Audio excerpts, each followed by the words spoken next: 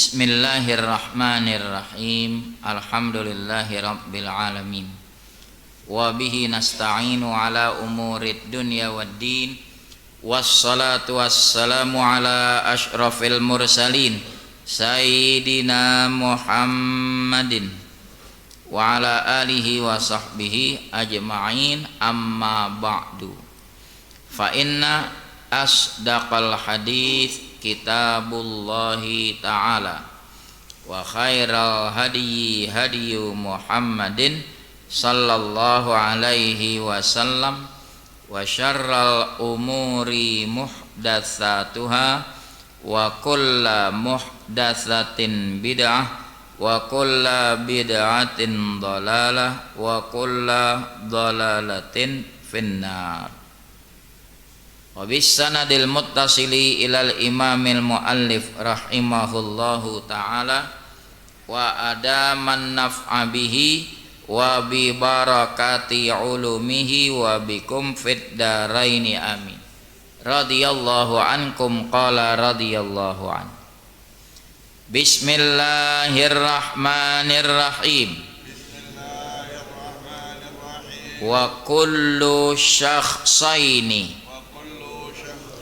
jaral qisasu bainahuma fin nafsi yajri bainahuma fil atrafi wa syaraitu wujubil qisasi fil atrafi ba'da syaraiti al madhkurati ithnani al-ishtiraku fil ismil khassi al-yumna bil yumna wal yusra bil yusra wa alla yakuna bi ahadit tarfaini syalalun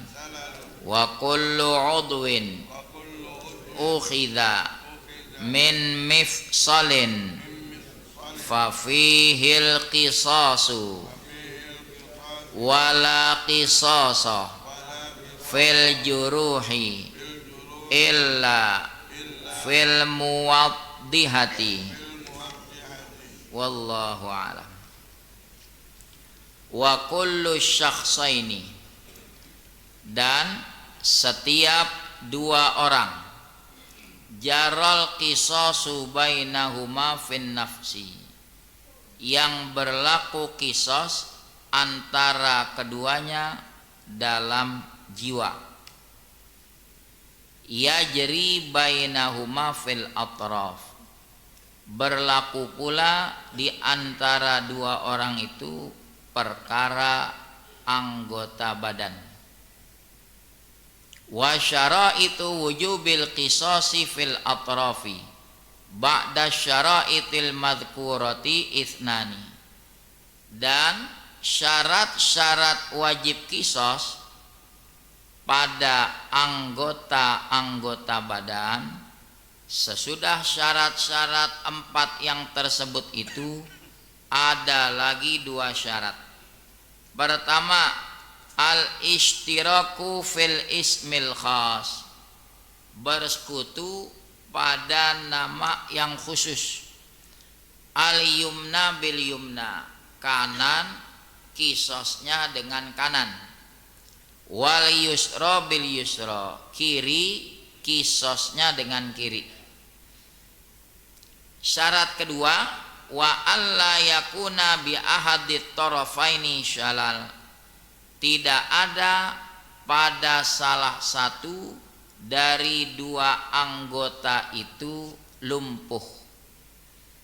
Wa kullu udwin ukhidha min mifsalin, setiap anggota badan yang diambilnya dari persendian, fafihil qisas, padanya ada qisas.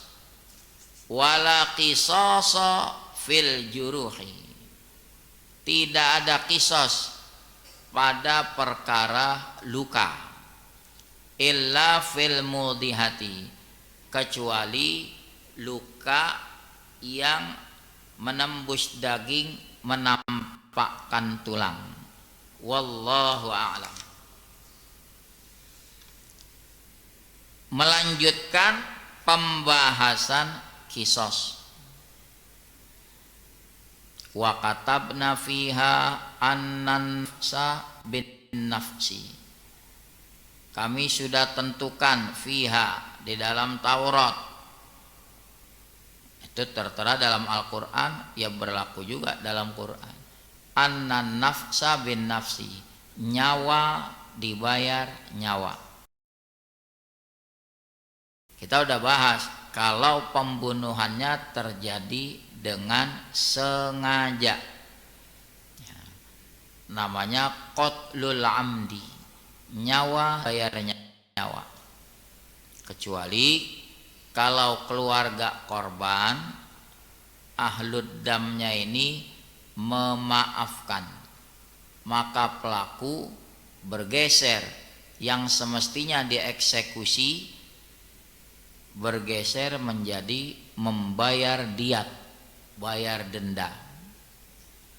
Nanti perkara dendanya berapa, pertemuan berikutnya kita bahas. Nyawa dibayar nyawa. Untuk bisa ditegakkan hukuman kisos nyawa dibayar nyawa, harus memenuhi 4 syarat. Pelakunya dewasa. Kalau pelakunya anak-anak, tidak bisa dikisos. Yang kedua, akil, pelakunya waras, berakal. Kalau pelakunya gila, ya nggak bisa dikisos. Yang ketiga, pelaku bukan orang tua korban. Kalau pelakunya bapaknya sendiri, tidak bisa dikisos, tapi tetap si bapak dihukum, ya. Tapi hukumannya bukan berupa kisos. Yang keempat, pelaku tidak lebih rendah kedudukannya, korban tidak lebih rendah derajatnya dari pelaku. Pelaku muslim, korbannya kafir, nggak bisa dikisos, tapi tetap pelaku dijerat hukum tetap. Pelaku orang merdeka, korbannya budak, nggak bisa dikisos karena tidak ada kesetaraan, satu orang merdeka, satu budak. Nah, kita sekarang berbicara tentang atrof, anggota tubuh, telinga, mata, tangan, kaki. Jadi kalau seorang pelaku membacok daun telinga kanan, maka si pelaku dikisos, dipotong juga daun telinga kanan. Harus seimbang, kanan sama kanan, kiri dengan kiri.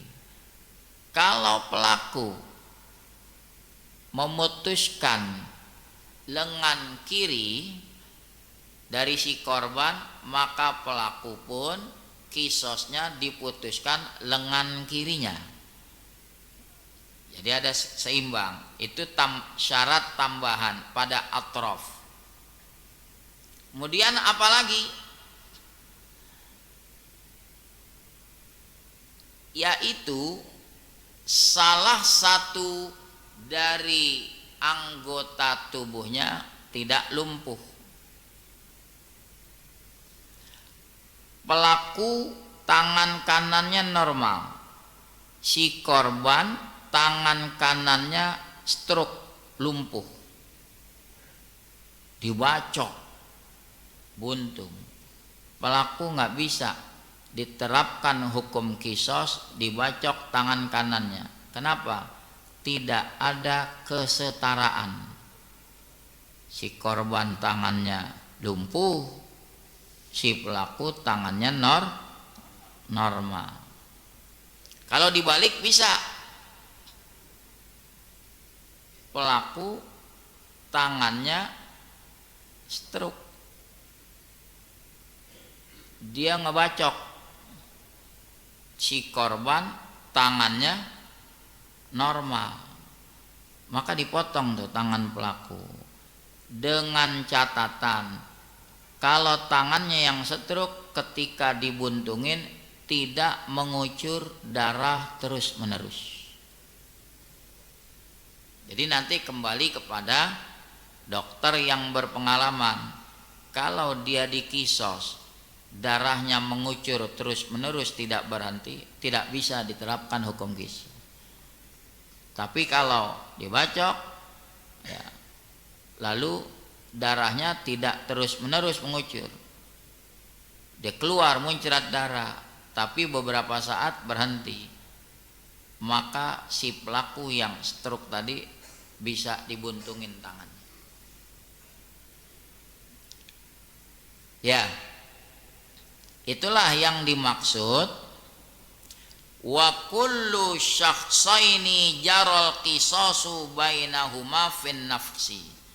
Setiap dua orang, pelaku sama korban itu dua orang, jaral qisasu bainahuma, terjadi hukum kisos antara keduanya, yang satu membunuh, yang satu dibunuh. Itu kan bisa terjadi hukum kisos, pelakunya yang dikisos dibunuh, fil nafsi, pada perkara nyawa. Itu juga berlaku yajri bainahuma, berlaku juga hukum kisos antara keduanya, si pelaku ma korban, fil atrof, perkara anggota badan tadi, ya daun telinga, ya tangan, ya kaki, itu namanya atrof.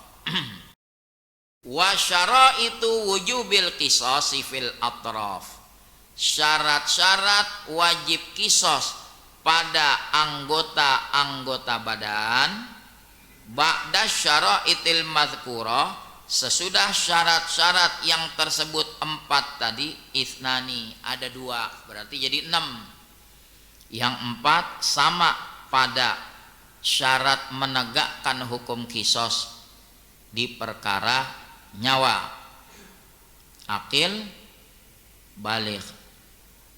Ini pelakunya dewasa, berakal, dan pelaku bukan orang tua korban, dan si korban tidak lebih rendah daripada pelaku. Contohnya merdeka sama budak, pelakunya orang merdeka, korbannya budak, dibunuh, itu tidak bisa dikisos, dihukum tetap si pelaku. Berbeda agama, al-Islam ya'lu wa la yu'la alai, Islam lebih tinggi, nggak ada yang lebih tinggi dari itu.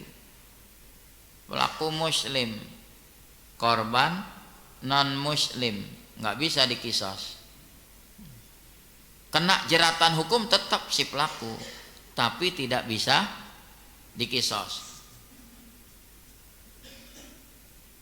Nah, syarat tambahan yang 2 itu al-ishtiraku fil ismil khas, ada bersekutu pada nama khusus.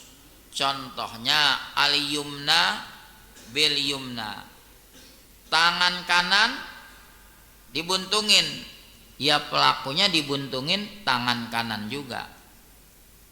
Kaki kanan dibuntungin, ya pelakunya dibuntungin kaki kanan juga. Begitu juga wal yusra bil yusra, kiri dengan kiri. Kalau dia buntungin daun telinga si korban sebelah kiri, maka pelaku juga dibuntungin daun telinganya yang sebelah kiri. Syarat kedua, wa alla yakuna bi ahadit tarfaini syalal. Tidak boleh ada lumpuh pada salah satu dari dua anggota, anggota tubuh pelaku sama anggota tubuh korban. Jangan sampai ada syalal. Si korban tangan yang dibacok emang lumpuh, pelaku tidak bisa dipotong tangannya, kena hukuman tetap, nggak bisa dipotong. Tidak ada kesetaraan. Kaki korban stroke, pelaku bacok, apakah kaki pelaku dibuntungin juga? Enggak, karena tidak ada kesetaraan. Kalau dibalik, menurut pendapat yang masyhur bisa. Amma syallau fatuqta'u bis sahihati 'alal masyhur. Hadapun tangan kaki yang lumpuh, dia bisa berbuat buntungin si korban yang tangannya sahih normal, itu tidak bisa dibuntungin. Maaf, saya ulangi, saya ralat. Kalau korbannya syalla, lumpuh, pelakunya tangannya normal, nggak bisa dikisos, ya. Illa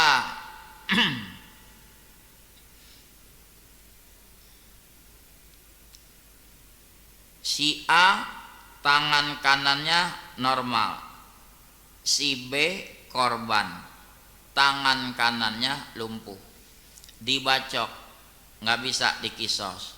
Sekarang kalau dibalik, si pelaku tangannya stroke tuh, lumpuh, bisa kok buntungin tangan orang, bisa aja kalau dibantu pakai tangan kanan atau dibantu dengan alat, bisa saja. Bisa nggak diberlakukan potong tangan? Pelaku tangannya lumpuh, si korban tangannya itu tuqta'u, tetap dibuntungin tangan pelaku yang lumpuh tadi, tetap dibuntungin menurut pendapat yang masyhur. Illa kecuali ayyakula adlani min ahlil khibrah, dua orang adil dari orang yang berpengalaman, kalau dia bilang inna syallaa idza quti'at la yanqati'ud damu, tangan atau kaki yang lumpuh, misalnya yang berpengalaman bilang kalau dibuntungin darah nggak putus-putus, ngocor terus, nah berarti nggak bisa dibuntungin tuh tangan, ya. Bal tanfatihu afwahul uruqi, justru jadi menganga mulut daripada urat-urat nadinya, jadi terbuka terus menerus mengocor. Wala tansaddu bil hasmi, dan tidak bisa tersumbat itu darah dengan sebab dibuntungin. Baru yang begini nggak bisa dibuntungin tangan pelaku yang lumpuh tadi. Jadi balik kepada dua orang adil yang berpengalaman, dia akan memeriksa, ini tangan pelaku lumpuh, stroke, dia ngebacok, ngebuntungin tangan orang, dikisos apa enggak, nanti diperiksa sama dia. Kalau dengan dibuntungin darahnya mengocor terus menerus, tidak bisa dibuntungin, ya. Bisa kehabisan darah, blooding begini. Wa kullu udwin ukhidha min mifsalin, setiap anggota tubuh diambilnya, dibacok, dibuntunginnya dari persendian, itu juga fafihil kisos, kena. dia ngebuntungin tangan korban di pergelangan, ini kan ada persendian, nah, itu bisa ditegakkan kisos. Nah kalau di hasta begini ada persendian nggak? Nggak bisa dikisos dibuntungin, tapi dia tetap kena diat nanti. Kalau dibuntunginnya di siku, ada nggak persendian? Bisa dikisos.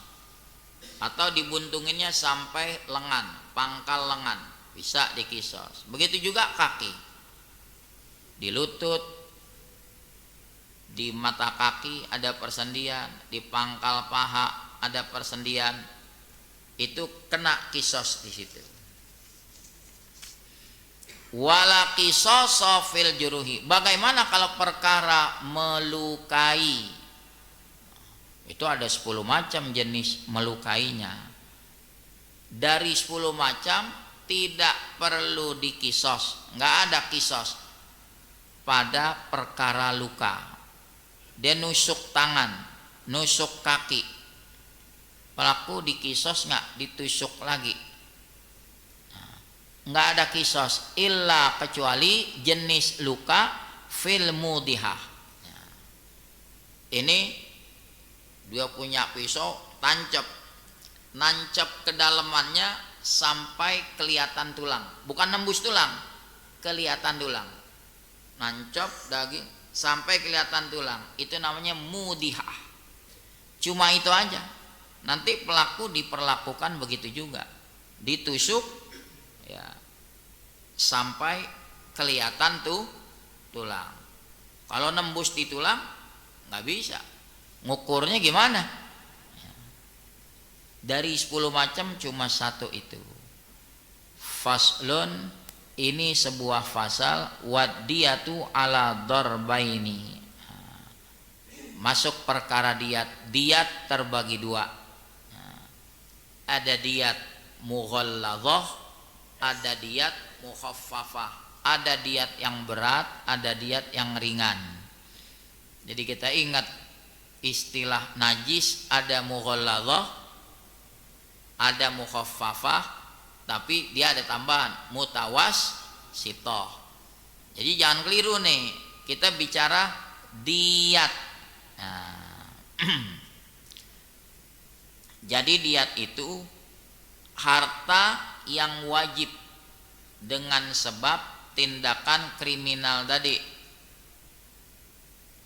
membunuh, melukai, memutuskan, itu wajib atas orang merdeka, itu namanya diat. Nah, kalau bahasa bebasnya dendanya, kena bayar diat.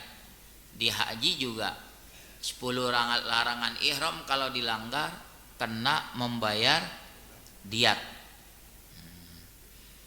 Wallahu a'lam. Ada yang mau bertanya? Tafadhal. Ya. Waalaikumsalam.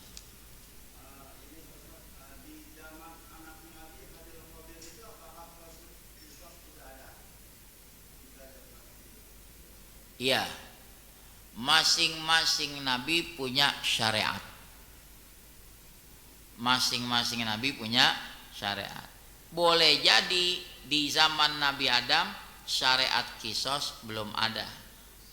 Yang disinggung dalam Al-Quran di kitab Taurat, berarti di zaman Nabi Musa.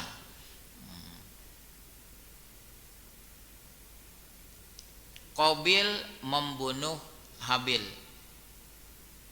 itu dorongannya gara-gara dengki, itu doang. Jadi pembunuhan pertama di bumi itu berlatar belakang kedengkian. Qabil bunuh Habil, Habil meninggal, Qabil dikisos apa enggak, kan gitu ya. Boleh jadi, wallahu a'lam ya, syariat itu belum ada ya. Kalau syariat itu ada, berarti si Qabil dikisos juga. Wallahu a'lam.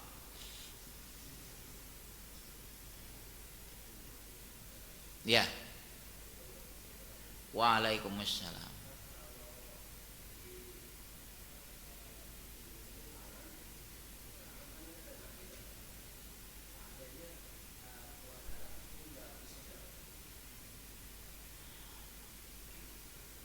Si pelaku meninggal karena kehabisan darah.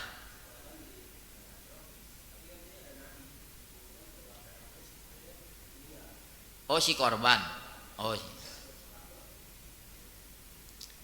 kalau dia buntungin tangan yang menyebabkan darah mengucur, kehabisan darah, si korban pada akhirnya mati, ya pelaku di kisosnya apa kan gitu ya, di kisosnya nyawa, dibayar nyawa.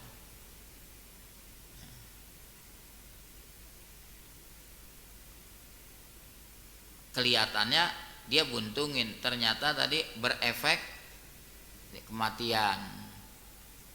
Contoh aja deh, ini orang ditaruh di ruangan hampa udara, kan nggak kelihatan nyekek kan, tapi si korban mati juga kehabisan napas.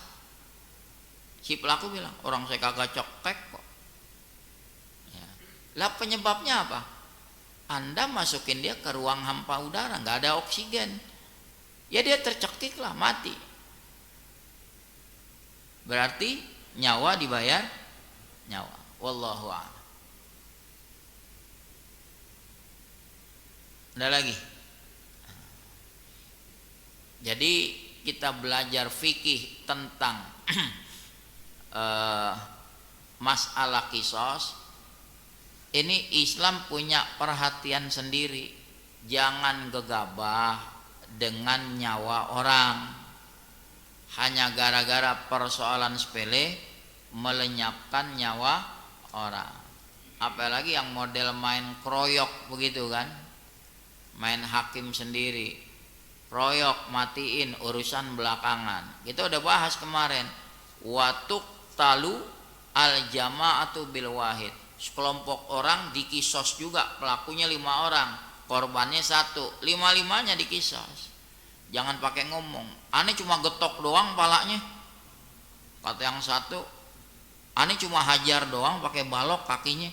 Iya, gara-gara 5 orang Anda ini dia jadi mati ya.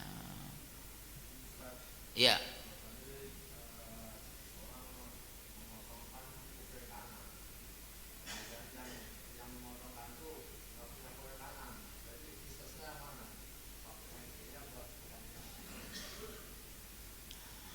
Pelakunya telinganya buntung, dia bacok orang ya, nggak bisa dikisos yang kiri, tapi tetap kena bayar diat nanti dia ya, bukan bebas dari perbuatannya,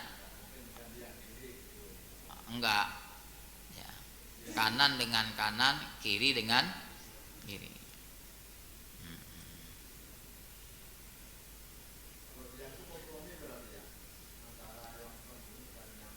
Bukan kompromi, ada ketetapannya, ada. Nanti pertemuan mendatang ya, kalau 1 daun telinga diatnya berapa ekor onta, ada. Kalau sepasang itu diatnya bisa seperti 1 nyawa ya, nanti ada ketetapannya di sini ya.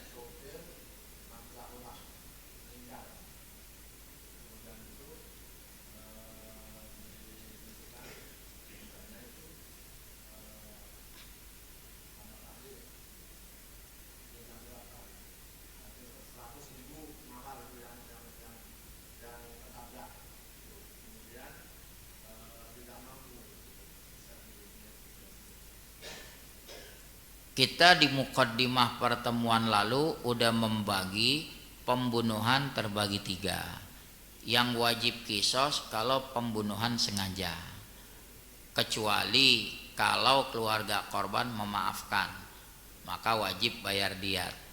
Kalau pembunuhan tidak sengaja, tidak wajib kisos, langsung bayar diat dan diatnya sudah ditetapkan. 100 ekor onta, rinciannya nanti pertemuan mendatang ya. Kemudian ada pembunuhan mirip sengaja. Bagaimana? Dia menggunakan alat yang pada umumnya tidak mematikan. Nawa itu ada. Dia pengen sabet tuh si korban pakai sapu lidi. Emang orang disabet sapu lidi mati? Umumnya mati nggak? Ya enggak lah. Begitu disabet si korban mati.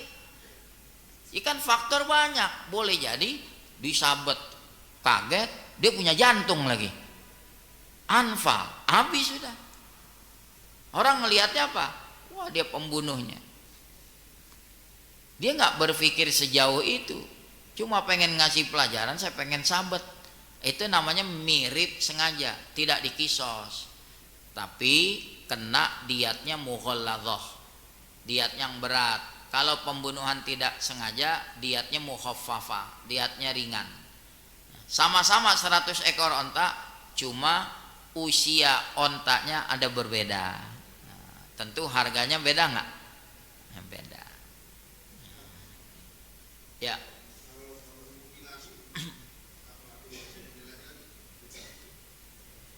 Si pelaku dimutilasi lagi gitu?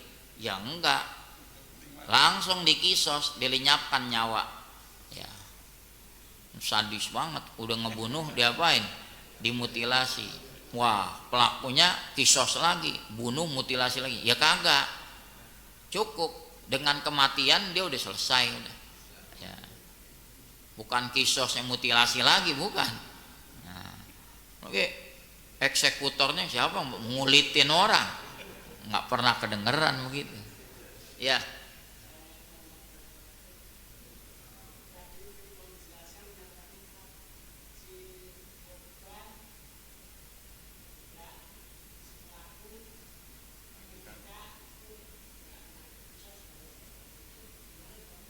Si korban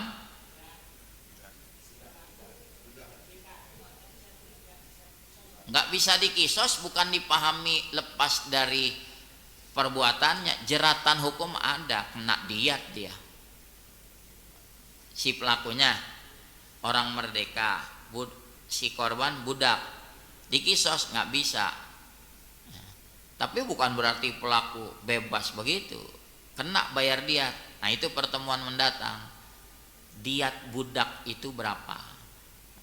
Pelaku orang muslim, korban orang kafir, nggak bisa dikisos. Jangan salah paham, pelaku bebas, Anda wajib bayar diat, berikan kepada keluarga korban.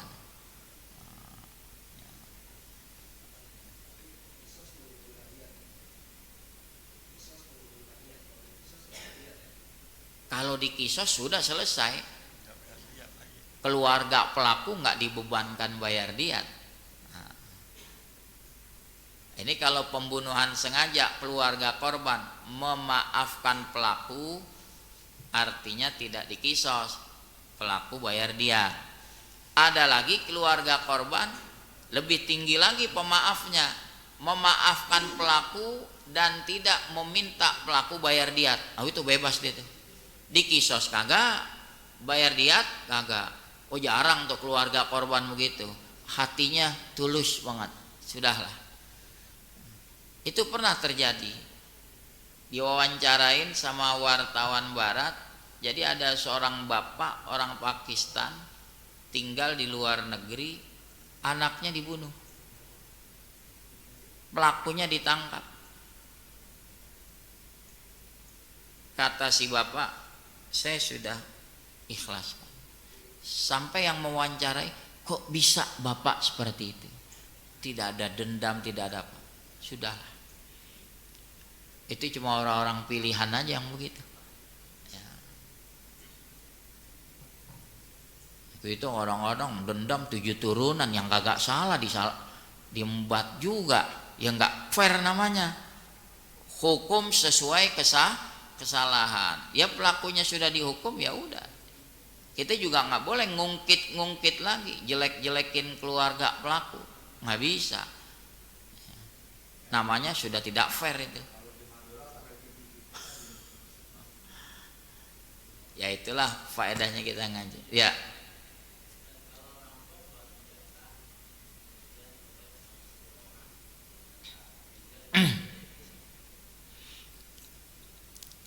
Ini pertanyaan masuknya bab qat'ut thoriq, rampok, begal, dalam surah Al-Maidah ayat 33.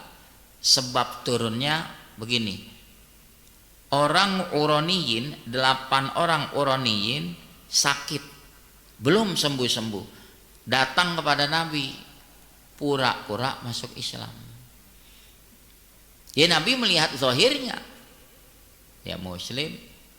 Nabi bilang, tuh ada ontak zakat, perah susunya kalian minum. Ontak itu ada penggembalanya, dia yang perahin. 8 orang ini sembuh. Gimana kurang baik Nabi? Sembuh. Apa yang dilakukan 8 orang ini? Dibantai itu si penggembala,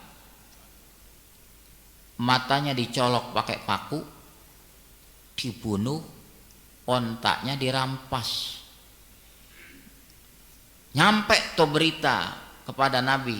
Nabi kirim 20 orang sahabat buat menangkap 8 pelaku ini. Ya. Diapain? Dikisos, disalib. Turun ayat itu, innama jazaa'ul ladzina yuharibunallaha wa rasulahu wa yas'auna fil ardi fasada ayyuqattalu aw yusallabu aw tuqatta'a aydihim wa arjuluhum min khilafin aw yunfaw minal ard dzalika lahum khizyun fid dunya wa lahum fil akhirati adzabun adzim. Sesungguhnya balasan orang-orang yang memerangi Allah dan Rasul, maksudnya dia membunuh kaum muslimin yang taat pada Allah dan Rasul, dan mereka berusaha membuat kerusakan di bumi.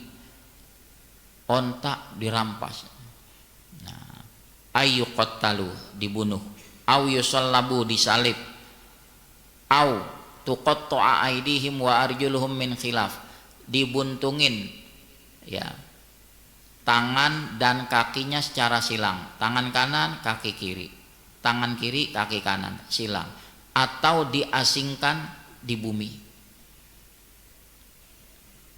Ini ulama fikih membahas au, biasanya au atau itu opsi pilihan.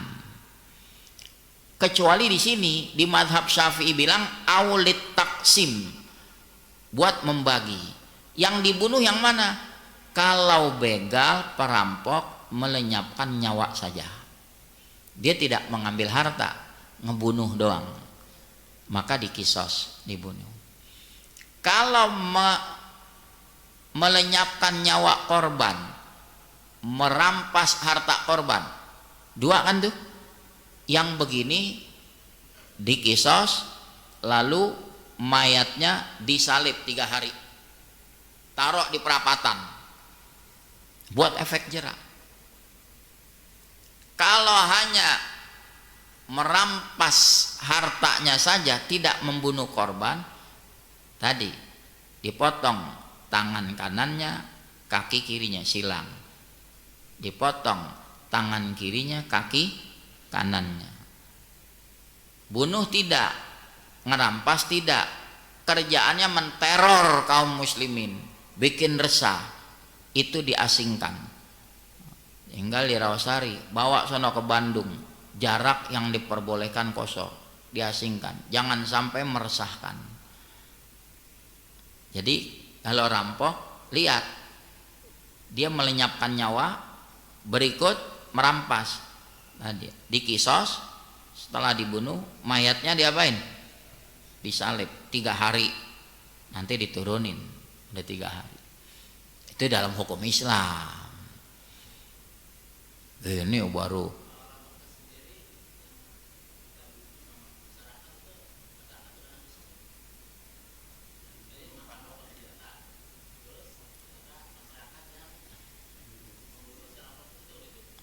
kalau namanya defensif,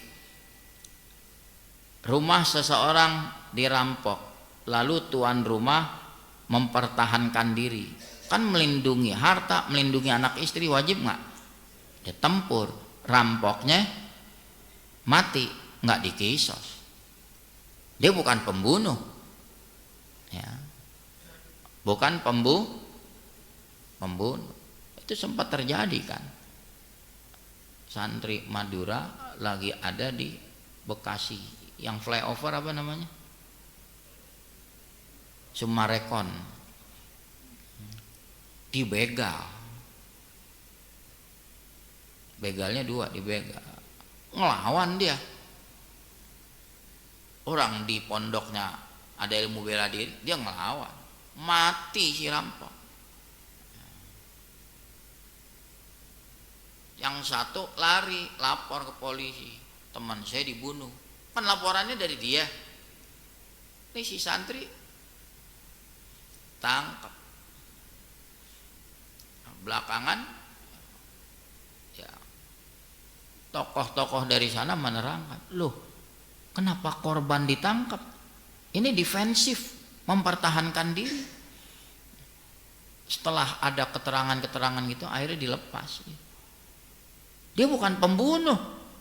Ya. Nah, menyinggung itu ya, di Sumatera ada petani, ya biasa mau ke hutan atau petani diterkam sama harimau.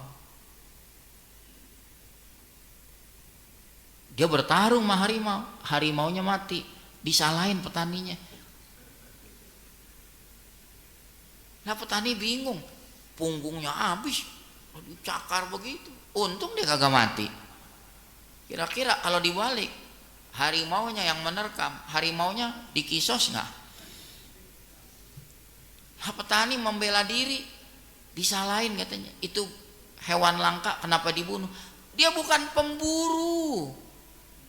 Beda kalau pemburu, salah nggak? Salah banget. Dia bertahan. Ya emang kalau ada binatang buas pasrah aja gitu, nggak boleh jadi pembunuh, konyol namanya. Ya ngelawan lah. Wallahu a'lam. Bismillahirrahmanirrahim. Alhamdulillahirabbil alamin. Allahumma salli ala sayyidina Muhammad wa ala alihi wa sahbihi ajma'in. Allahumma rzuqna fahman nabiyyin wa hifdzal mursalin wa ilhamal malaikatil muqarrabin ya arhamar rahimin. Wa aghnina bil ilmi wa zayyinna bil hilmi wa akrimna bit taqwa wa jammilna bil afiyah. Rabbana atina fid dunya hasanah wa fil akhirati hasanatan wa qina adzabannar. Wa sallallahu ala sayyidina Muhammad wa ala alihi wa sahbihi wa sallam. Walhamdulillah.